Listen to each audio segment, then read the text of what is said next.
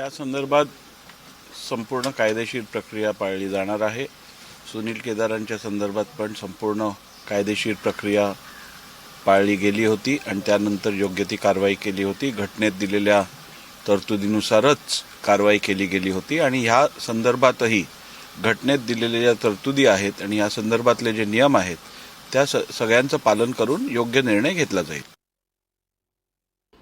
इमानदार निर्णयाची अपेक्षा ठेवणं म्हणजे रेड्यानं दूध देण्यासारखं आहे। आता कदाचित भाजपचा रेडा दूध देऊ शकेल, त्यांच्याकडे वेगळे रेडे आहेत, ठीक आहे।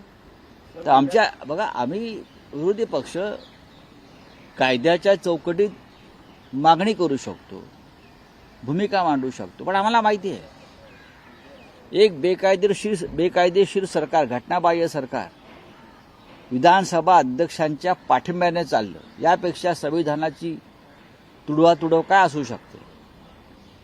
आता ते एका आमदाराचा प्रश्न आहे। राहुल गांधी असतील, सुनील केदार असतील, त्यांच्या बाबतीत जे निर्णय 24 तासात घेतले गेले ते मग ह्या आमदारांच्या बाबतीत का नाही? तीच विधानसभा, तेच अध्यक्ष आहेत ना, वेगळे तर नाही आहेत।